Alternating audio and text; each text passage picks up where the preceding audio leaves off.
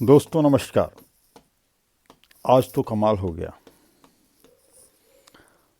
आज जो ईवीएम का विरोध चल रहा है उसके बारे में, और जो महाराष्ट्र में एक अटल सेतु बना है जिसकी लंबाई काफ़ी ज़्यादा है, समुद्र पे बना है, और उसके बारे में थोड़ी सी बात होगी। और कल फिर राम मंदिर के प्रॉपर एक्सप्लेनेशन मैं आपको दूंगा। दोस्तों, ईवीएम का जो विरोध हो रहा है, भानु प्रताप सिंह की टीम जो जो सीनियर एडवोकेट हैं भानु प्रताप सिंह, उनकी टीम दिल्ली में पहले उन्होंने जंतर मंतर पे डिमॉन्स्ट्रेशन की। और कैसे जब आप उन्होंने बताया कि जब आप ईवीएम का बटन दबाते हो तो 7 सेकंड के लिए वहाँ पर पता लग जाता है, वो क्योंकि ब्लैक शीशा है, वो भी मोदी सरकार के टाइम में बदला गया। शीशा पहले वाइट था, ब्लैक कर दिया गया, और जिसको आप वोट डालते हैं वो दिखता है, लेकिन जब पर्ची निकलती है तो और किसी की निकलती है बाद में, और उस पर्ची को आपको नहीं दिया जाता। वो कहते हैं कि बाद में अपने आप वो चली जाएगी पर्ची पेटी में।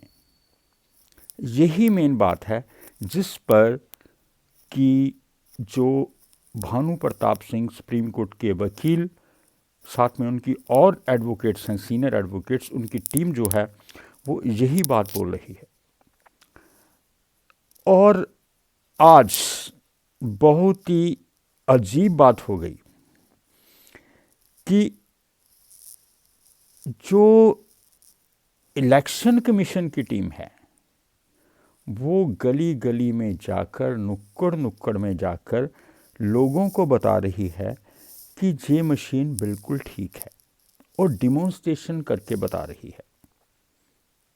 एक जगह एनडीटीवी का एक क्लिप आया था, तो उसमें एक रिपोर्टर है, 2 रिपोर्टर हैं शायद, और उनको बता रहा था जो इलेक्शन कमीशन का आदमी कि ये देखो जी, आप बटन दबाओ, ये देखो वही दिखता है। जब वो ये कहता है कि वो स्लिप हमें चाहिए, तो वो कहता नहीं जी, वो स्लिप तो पेटी में अपने आप डल जाएगी। इसी बात पर ही जो भानु प्रताप सिंह जी की टीम है उनका विरोध है कि वो स्लिप क्यों अपने आप पेटी में डल जाएगी।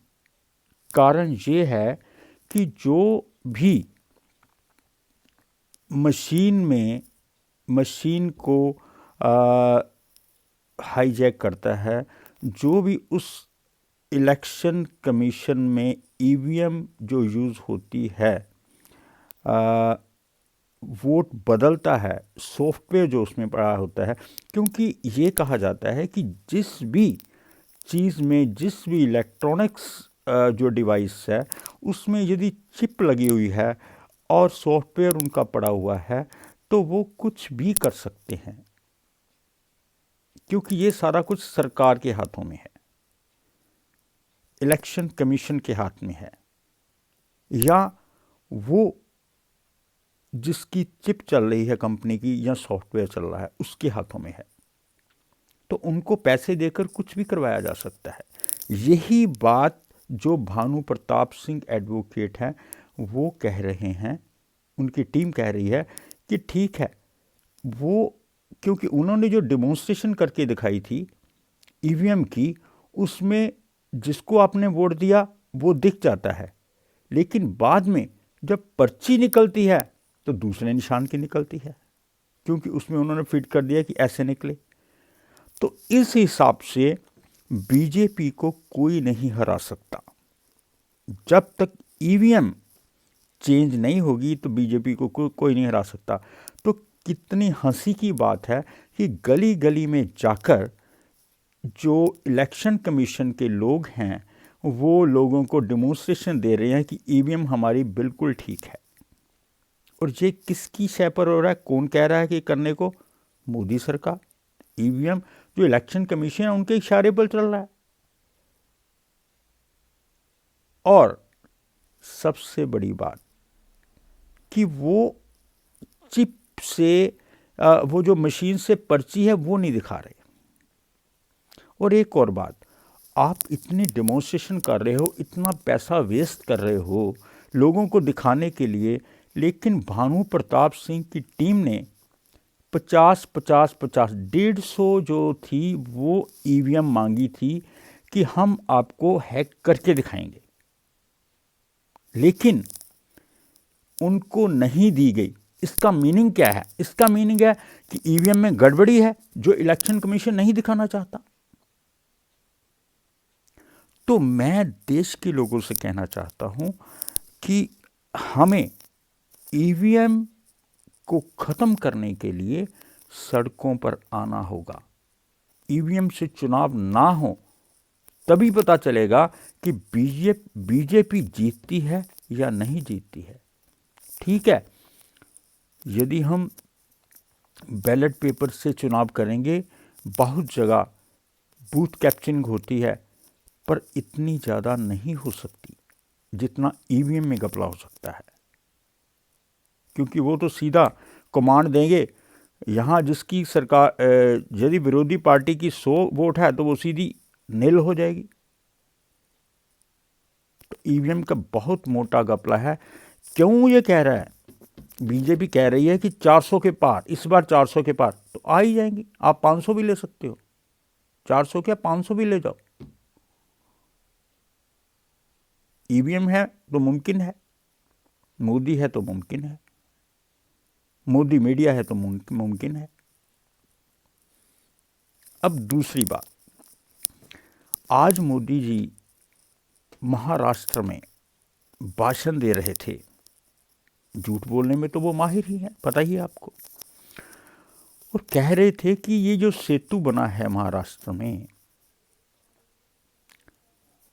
ये जो सेतु है बहुत जल्दी बना है, 7 साल में बना है।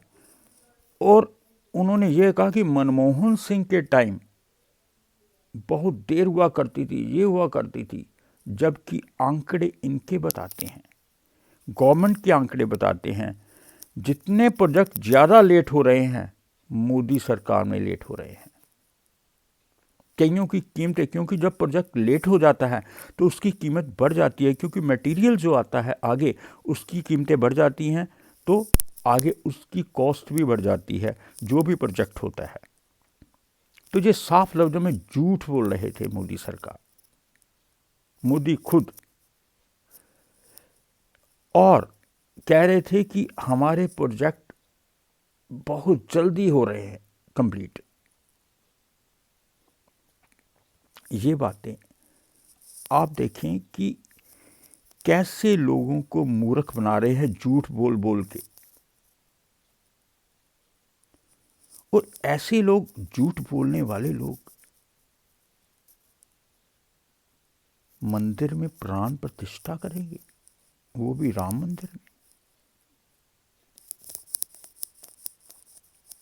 पता लग जाएगा अभी, क्योंकि राम जितने दयालु हैं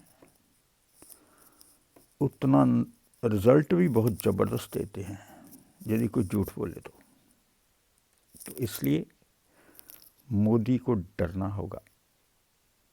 राम मंदिर की ये जो कर रहे हैं ना, कल बताऊंगा कि राम मंदिर के लिए क्या क्या किया जा रहा है, और राज्य में कैसे राज्य सरकारें जो हैं हर डिस्ट्रिक्ट में, हर तहसील में, गांव-गांव में कैसे मैसेज फैला रही हैं कि हर मंदिर में भजन, कीर्तन, हनुमान चालीसा हर जगह होना चाहिए। कैसे एक धर्म पर एक राजा, एक प्राइम मिनिस्टर जो लोगों के द्वारा चुना हुआ है, एक धर्म को, जबकि कॉन्स्टिट्यूशन के अकॉर्डिंग मल्टीपल धर्म हैं भारत में, मल्टीपल भाषाएं हैं, लेकिन मोदी क्या कर रहा है इसके बारे में कल पक्का बताऊंगा। सुनते रहिए।